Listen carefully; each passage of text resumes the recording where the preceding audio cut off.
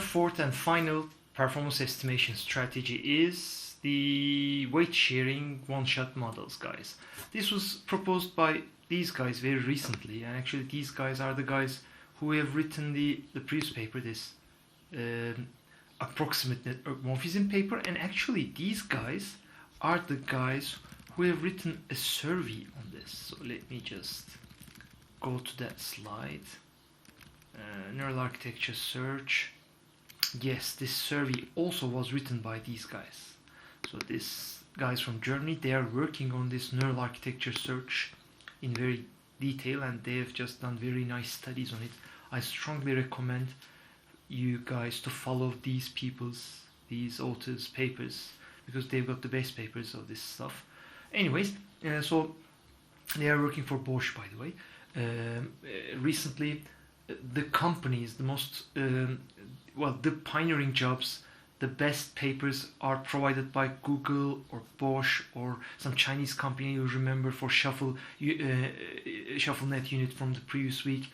So the companies holds the upper hand here because they've got so much money and they just invest so much money on this, and many researchers are working for companies. Anyways, just to let you know. Okay, so we get to our slide. Well, it's the fourth method. I'm not going to go into the details of it because it's very complicated. I'm just going to give you an idea about it. Well, in this idea, what they do is they treat all architectures, because in the search strategy we have an architecture, then another architecture. Well, an architecture is a network graph. In the previous semester course we have mentioned about this. All networks are computational graphs. Everything is connected to everything, and they can be represented mathematically as graphs. And two architectures, the first architecture being trained, and there's a next other architecture. They are different graphs with some overlapping identical subgraphs. Some parts of the network are identical because some subgraphs within these graphs are matching each other. So why not transfer the weights which match to each other? Actually, this is like an idea which is on top of network morphism, because network morphism was just making that graph larger and larger and larger.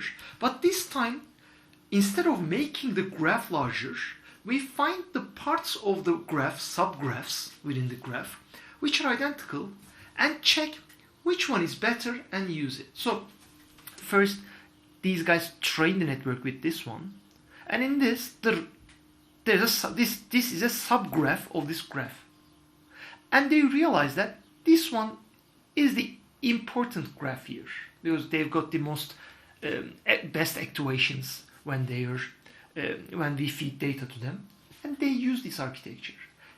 That's how they obtain some optimization in the architecture, and they reach better architectures fast. And they share weights. When you train this, these sub-architectures weights are taken from this.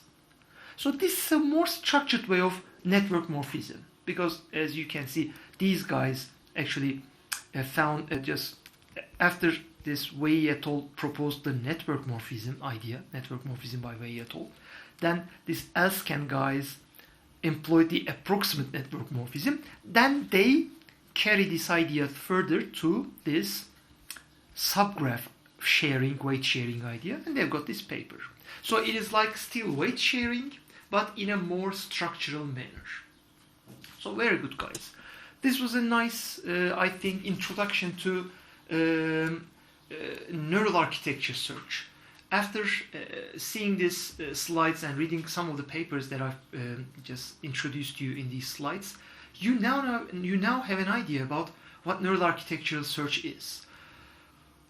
So we have the big picture.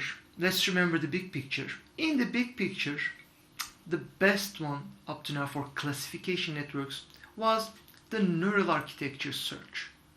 So what was neural architecture search? Up to now we have covered the literature survey. Now let's go over a sample network idea, the neural architecture search net by Google, and let's try to understand what people have done practically to achieve these good results. And let's discuss about future directions, and let's conclude these slides in the next video.